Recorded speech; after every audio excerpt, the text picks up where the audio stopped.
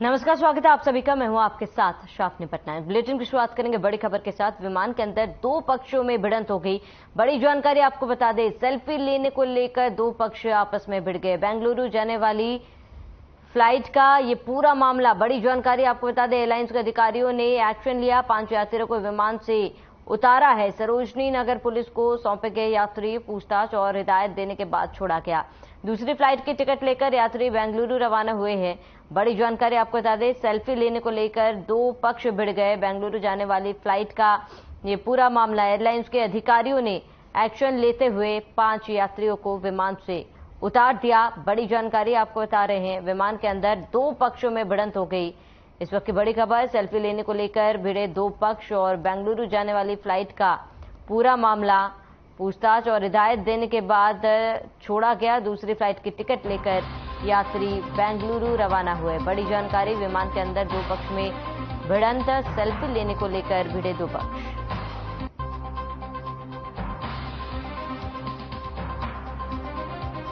पूछताछ और हिदायत देने के बाद छोड़ा गया। दूसरी फ्लाइट लेकर बेंगलुरु रवाना हुए यात्री। बड़ी जानकारी आपको बता रहे हैं, सेल्फी लेने को लेकर हुआ था विवाद।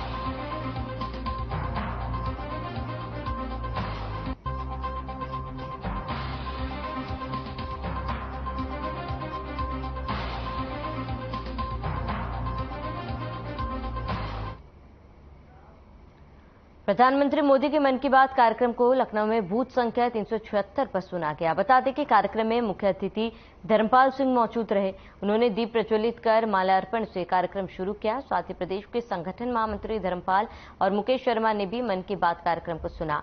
इस दौरान बीजेपी के तमाम नेता और कार्यकर्ता कार्यक्रम में मौजूद रहे। वही मन की बात कार्यक्रम के बाद टिफिन बैठक का भी आयोजन किया गया।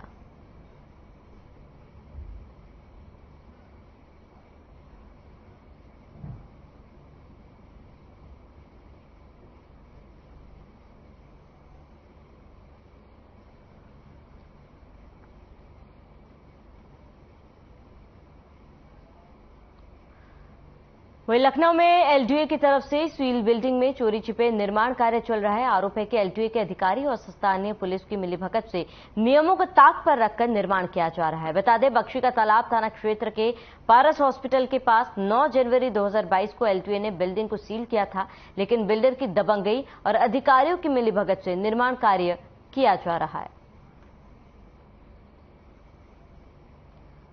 तो एलडीए के अधिकारियों और पुलिस पर आरोप लगा है, जहां अधिकारियों की मिलीभगत से सारा कार्य किया जा रहा है। इसको लेकर विवाद भी खड़ा हुआ। स्टील बिल्डिंग में निर्माण कार्य जारी है और कहीं ना कहीं अधिकारियों की लापरवाही, एलडीए के अधिकारियों और पुलिस पर लापरवाही का आरोप लगा है।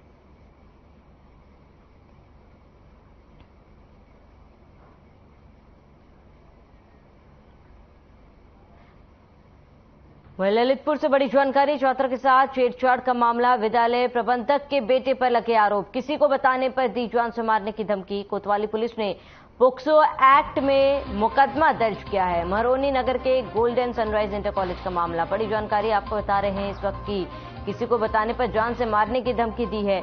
कोतवाली पुलिस ने पोक्सो एक्ट में मुकदमा लिखा है। बड़ी जानकारी आपको बता दें, इस वक्त की बड़ी खबर, अहम जानकारी। ललितपुर से छात्र के साथ छेड़छाड़ का मामला और विद्यालय प्रबंधक के बेटे पर आरोप लगे हैं। किसी को बताने पर जान से मारने की धमकी दी। बड़ी जानकारी आपको बता रहे, कोतवाली पुलिस ने पोक्सो एक्ट के तहत मामला दर्ज किया। महरोनी नगर का पूरा मामला। बड़ी खबर, ललितपुर से छात्र के साथ छेड़छाड़ का मामला। विद्यालय प्रबंधक के बेटे पर लगे हैं आरोप, किसी को बताने पर जान से मारने की धमकी दी है। बड़ी जानकारी आपको बता रहे हैं, कोतवाली पुलिस ने फिलहाल पोक्सो एक्ट के तहत मामला दर्ज किया है। तो छात्र के साथ छेड़छाड़ का पूरा मामला, कोतवाली महरोनी जनपद ललितपुर की घटना।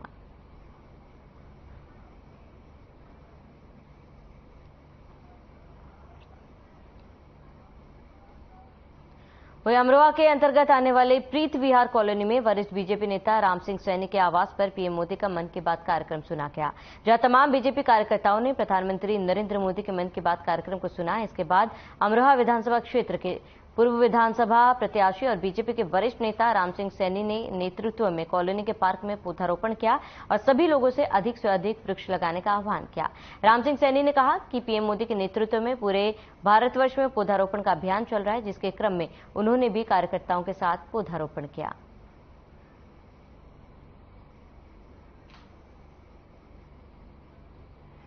माननीय देश के पिता यशस्वी प्रधानमंत्री श्री नरेंद्र मोदी जी के कर कमलों द्वारा जो उन्होंने पूरे ही भारतवर्ष में एक अभियान चला रखा है वृक्षारोपण का।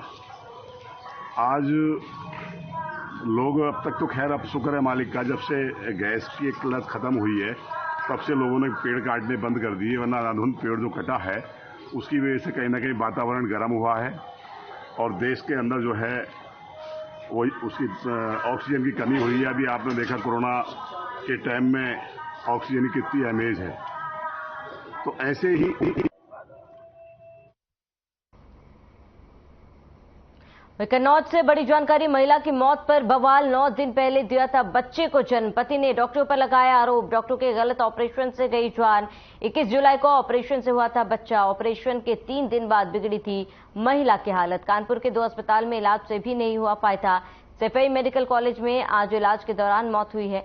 सौरी के जेसी हॉस्पिटल में ऑपरेशन हुआ था। पत्नी का शव लेकर पति हॉस्पिटल में धरने पर बैठा। पति ने हॉस्पिटल पर मुकदमे की मांग की है। एसडीएम ने कार्रवाई का आश्वासन दिया है।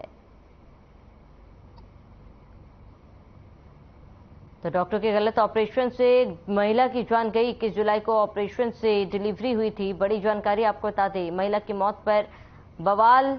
9 दिन पहले दिया था बच्चे को जन्म। इस वक्त की बड़ी खबर आपको बता दें, पति ने डॉक्टरों पर गलत तरीके से ऑपरेशन करने का आरोप लगाया है और 21 जुलाई को ऑपरेशन से बच्चा हुआ था। बड़ी जानकारी आपको बता दें, एसडीएम ने कार्रवाई का आश्वासन दिया है। पति ने डॉक्टरों पर लापरवाही का आरोप लगाया।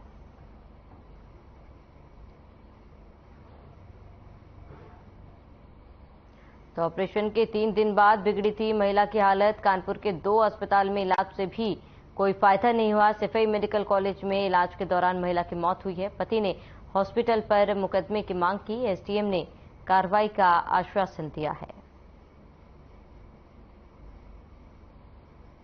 तो 2 दिन पहले दिया था बच्चे को जन्म। बड़ी जानकारी आपको बता रहे हैं, पति ने डॉक्टरों पर लापरवाही का आरोप लगाया। डॉक्टर के गलत ऑपरेशन से महिला की जान चली गई। एसडीएम ने कार्रवाई के लिए आश्वस्त कराया है।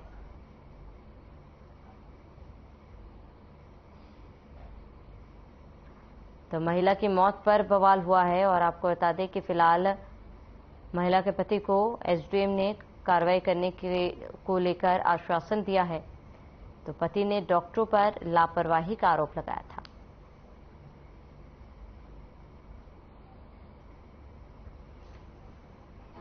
पुलिस वाले कह रहे नहीं आएगी, ये पड़ेगा दक्षिणा मट्टी पड़ेगा, नहीं आएगा। क्यों नहीं आएगा यहाँ? मट्टी नहीं दोगे तो अभी देखिए वो धमकी दे रही थी। हाँ, दे नहीं दे मट्टी नहीं दे रहे, ताकि बजे दे रहे तुम मेरे पास आओगे भाग भाग कर। आप लोगों क्या मांग क्या है? आप लोग मांगे यहाँ पे सीओ साहब आए, वो बोलेंगे मैं वो करूँगा। जेसी हॉस्पिटल है, इसमें पास के गांव की एक महिला जो नवप्रसूता थी यहाँ एडमिट हुई थी और यहाँ पे इसकी कंडीशन खराब होने के उपरांत इसके परिजन बताया जा रहा है कि सैफई ले गए थे और सैफई में या रास्ते में मर गई थी। इन लोगों का कहना है कि इस हॉस्पिटल में गलत दवा दिया गया, गलत ऑपरेशन किया गया और उससे डिलीवरी कराई गई।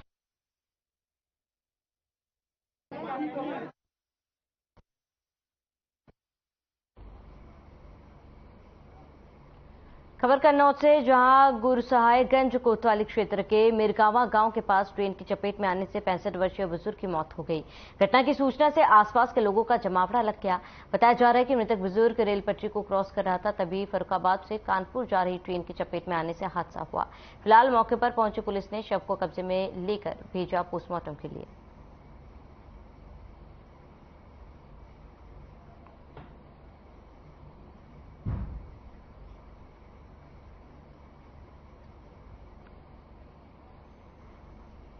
वहीं उमेश पाल हत्याकांड में अतीक अहमद के वकील विजय मिश्रा को गिरफ्तार किया गया है। बता दें कि खान सौलत हनीफ के बयान और मोबाइल डिटेल के आधार पर विजय मिश्रा को प्रयागराज पुलिस ने गिरफ्तार किया। फिलहाल आगे की कार्रवाई की जा रही है।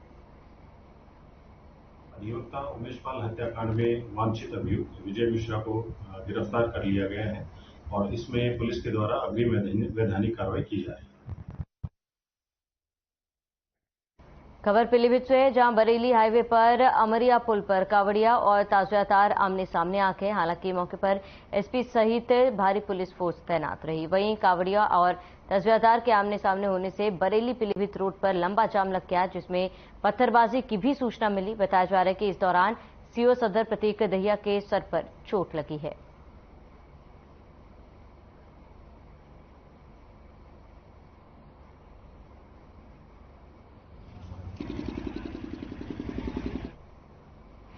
मेरे साथ मैं जा रहा था पानी पीने के लिए और पानी पीने नहीं दिया, उन्होंने धक्का दिया। रौले में बात कर रहे थे, नाम है उनका दरोगा जी का आदित्य सिंह, और हाथ भी मारा, मुझे धक्का भी दिया। रौले से बात कर रहे थे। खमड़िया को निकल लेते कर रहना रहता है, तो हम जहानाबाद होकर सीधे निकल ले। हमारे यहाँ की पुलिस प्रशासन ने हमें नहीं आने दिया। हाईवे पर छोड़ा हालांकि हाईवे तो बोले हाईवे जाओ, हम हाईवे आ रहे थे। हमारा सुबह से बढ़ता है, हमने यहाँ भोजन करने के लिए गाड़ी रोकी थी, भोजन कर रहे थे हम। उसके बाद ये लोग आके बदतमीजी करने लगे, हमें निकलने नहीं दे रहे हैं।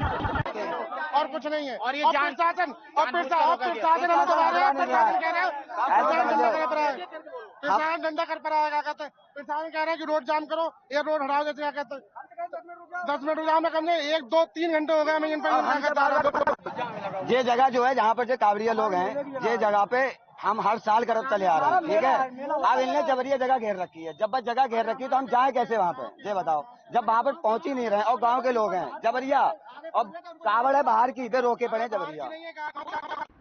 देखिए यहाँ एक ये गांव है शाही और ये पीलीभीत बरेली मेन रोड है, तो इस पे कुछ लोगों ने जाम लगा दिया और वो ये चाह रहे थे कि उन लोगों को रोका जाए यहाँ पे, एक समुदाय वालों को। तो इनसे हमारी बातचीत चल रही थी। इसमें कुछ लोगों ने 1-2 पत्थर भी यहाँ पे फेंके हैं और बातचीत करके और अभी यहाँ पे रास्ता खुला।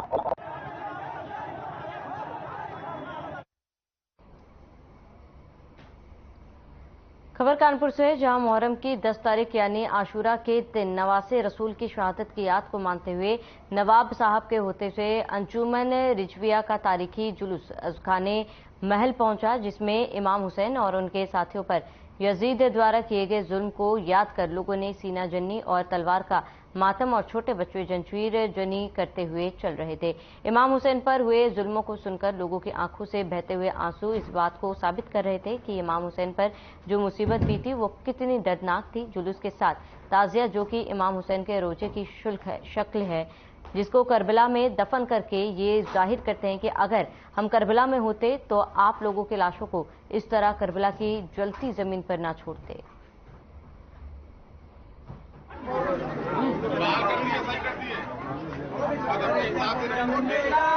आज हज़रत इमाम हुसैन ने अपने 72 साथियों के साथ इस्लाम क्या ह्यूमैनिटी के इतिहास में सबसे बड़ी कुर्बानी आज के दिन दी थी।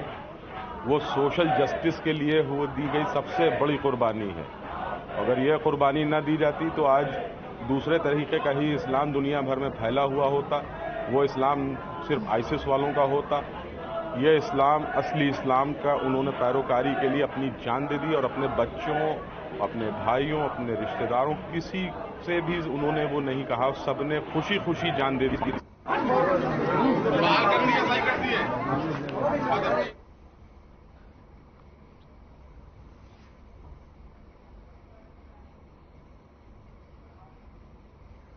वहीं लखनऊ में सीएम योगी आदित्यनाथ ने मुख्यमंत्री कमांड सेंटर का उद्घाटन किया और सीएम डैशबोर्ड का शुभारंभ किया। आइए आपको सीधा ले चलते हैं जहां पर सीएम योगी आदित्यनाथ क्या कुछ कह रहे हैं, आपको सुनाते हैं। और जनपदों से जुड़े हुए हमारे अधिकारीगण, आज का दिन उत्तर प्रदेश की दृष्टि से बहुत महत्वपूर्ण दिन है। प्रदेश के विकास को एक नए विजन के साथ आगे बढ़ाने का दिन है, जब उत्तर प्रदेश आदरणीय प्रधानमंत्री जी के विजन के अनुरूप सीएम कमांड सेंटर एवं सीएम डैशबोर्ड का उद्घाटन कर रहा है। इस अवसर पर मैं उत्तर प्रदेश की 25 करोड़ जनता को हृदय से बधाई देता हूं। मुख्यमंत्री कार्यालय से जुड़े हुए अधिकारियों को और एनआईसी की टीम को हृदय से धन्यवाद देता हूं कि इस बहुप्रतीक्षित कार्य को उन्होंने समयबद्ध ढंग से आगे बढ़ाने का कार्य किया। यद्यपि यह कार्य आज से 3 वर्ष पहले पूरा होना था, लेकिन फिर भी देर आए दुरुस्त आए। यह हमारे लिए बहुत महत्वपूर्ण था और महत्वपूर्ण इसलिए क्योंकि मुझे याद है आज से 4 वर्ष पूर्व जब नेशनल फैमिली हेल्थ सर्वे की रिपोर्ट आई थी, तो उस समय मैं इस बात को देखता था कि उत्तर प्रदेश में फील्ड में जो स्थिति है वह कुछ और है, रिपोर्ट कुछ और इंगित कर रही है। तो आखिर कारण क्या है? मैं बार इस बात को देखता था और उस समय स्वास्थ्य विभाग की एक बैठक मैंने स्वयं ली थी और मैंने उनसे कहा था, मैंने कहा कहीं ऐसा तो नहीं कि हम डाटा अपलोड न करते हो, अपलोड करने में कोई गलती हो रही है। और इसके बाद नेशनल फैमिली हेल्थ सर्वे हमारे खिलाफ पूरी रिपोर्ट दे रहा है और नेशनल एवरेज से बहुत, यानी जो सबसे पीछे के राज्य थे उनमें से यूपी की गिनती हो रही थी। और उस समय हम लोगों ने तय किया था कि हम लोग टैबलेट और स्मार्टफोन फील्ड में तैनात उन सभी लोगों को देंगे, आशा कार्यकर्ती हो या एएनएम हो, इन सबको उपलब्ध करवाने की रणनीति पर हम लोगों ने कार्य प्रारंभ किया था। उनकी ट्रेनिंग के कार्यक्रम हुए थे। रिपोर्ट बाद में जब आई तो उत्तर प्रदेश के डाटा जब कैप्चर होने प्रारंभ हुए थे तो उत्तर प्रदेश के जो डाटा थे बहुत अच्छे थे और नीति आयोग ने भी इस बात की प्रशंसा की थी। तब हम लोगों को इस बात का एहसास हुआ था कि उत्तर प्रदेश वास्तव में संभावनाओं वाला प्रदेश ही नहीं बल्कि इन असीम संभावनाओं को अगर हम जमीनी धरातल पर उतार देंगे तो यह प्रधानमंत्री जी के उस विजन के अनुरूप भारत की इकोनॉमी के ग्रोथ इंजन बनने की सामर्थ्य उत्तर प्रदेश रखता है। उस ग्रोथ इंजन के रूप में डाटा कैप्चर आज की आवश्यकता है और इसी दृष्टि से इस कमांड सेंटर को आज यहां पर प्रारंभ किया जा रहा है। मैं बल्कि विभिन्न विभागों में जो गैप थे उसको भी मैं देख रहा था। डाटा कैप्चर करने की आदत नहीं थी, लोगों को पता ही नहीं होता था। हमने पिछले 1 वर्ष से यहां पर मुख्यमंत्री सलाहकार जो टीम है और मुख्यमंत्री कार्यालय ने नियोजन विभाग के साथ मिलकर के जब इस कार्यक्रम को तेजी के साथ आगे बढ़ाया, आज उसके बहुत अच्छे परिणाम हम सबके सामने हैं। दूसरा, एस्पिरेशनल डिस्ट्रिक्ट में उत्तर प्रदेश की प्रोग्रेस। नीति आयोग ने जब एस्पिरेशनल डिस्ट्रिक्ट की आंकड़े जारी किए थे तो उत्तर प्रदेश के जो 8 जनपद एस्पिरेशनल डिस्ट्रिक्ट में थे वह प्रगति में 100 से नीचे थे।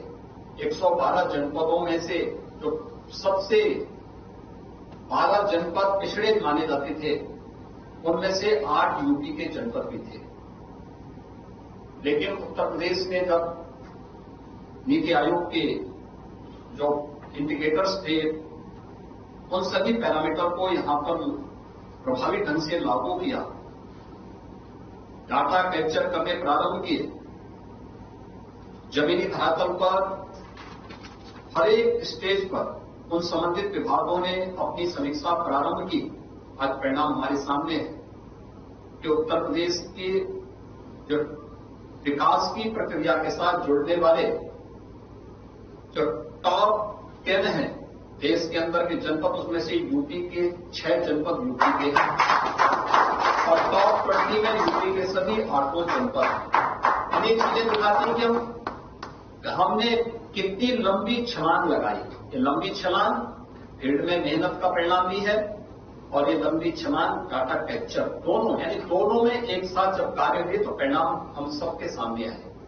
और अभी देश के अंदर एक अभिनव कार्यक्रम 500 विकास खंडों को एस्पिरेशनल विकास खंड से उभार करके एक सामान्य विकास खंड को विकास की प्रक्रिया के साथ जोड़ने की जो प्रयास प्रधानमंत्री जी के विजन के अनुरूप चल रहे हैं, उसमें उत्तर प्रदेश की प्रगति सबसे अच्छी चल रही है। 100 विकास खंडों पर अकेले उत्तर प्रदेश कार्य कर रहा है और मुझे लगता है कि जिस दिन इन 100 विकास खंडों को हम विकास की प्रक्रिया के साथ जोड़ेंगे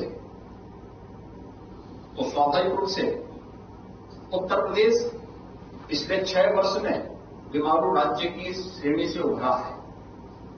उत्तर प्रदेश के बारे में लोगों की धारणा बदली है। इस परसेप्शन को बदलने में प्रयास प्रारंभ हुए हैं। याद रखना, जब हम केवल परिक्रमा में विश्वास करते हैं तो सबसे पीछे की श्रेणी में वह विभाग या राज्य खड़ा होता है। जब पुरुषार्थ पर विश्वास करते हैं तो पुरुषार्थ हम सबको परिश्रम के साथ जोड़ करके अग्रणी राज्यों की श्रृंखला में खड़ा करता है।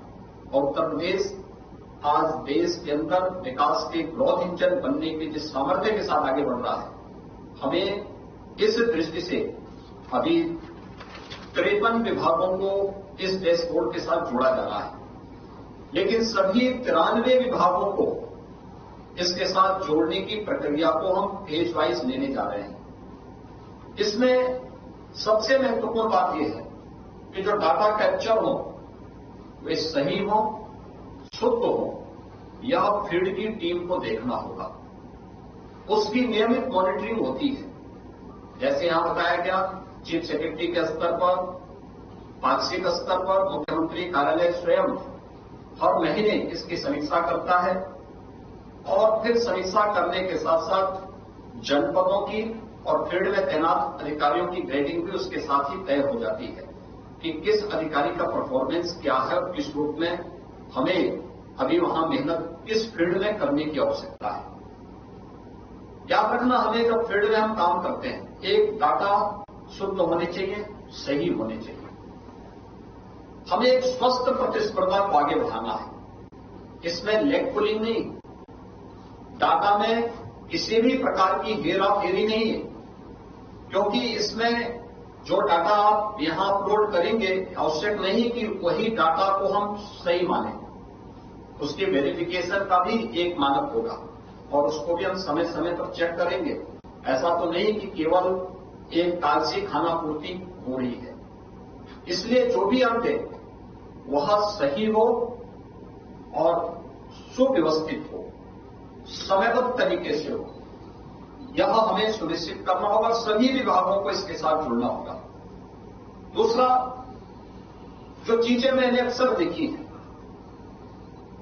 वह है, पिछले 3 दिनों से आप देख रहे होंगे, यद्यपि मैं अक्सर जाता था लेकिन मैं पिछले 3 दिनों से, क्योंकि आज मुझे सीएम कमांड सेंटर का उद्घाटन करना था और सीएम डैशबोर्ड का भी उद्घाटन करना था, तो इसलिए मैंने कहा कि मैं पिछले 3 दिनों से मैं इसीलिए जनता दर्शन कार्यक्रम में स्वयं ही जा रहा था। यद्यपि एक टीम जाती थी, मंत्रीगण जाते थे, लेकिन मैं स्वयं ही इस कार्यक्रम के साथ जुड़ा। जो भी आम जनमानस आती है, प्रदेश के अलग अलग जनपदों से आती है, दूर दराज के क्षेत्रों से आती है, उसको आने जाने में किराया खर्च होता होगा,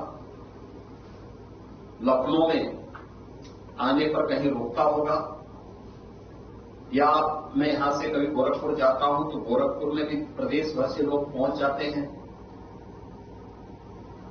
अगर उसकी और समस्या जनपद की है, थाने की है, तहसील की है,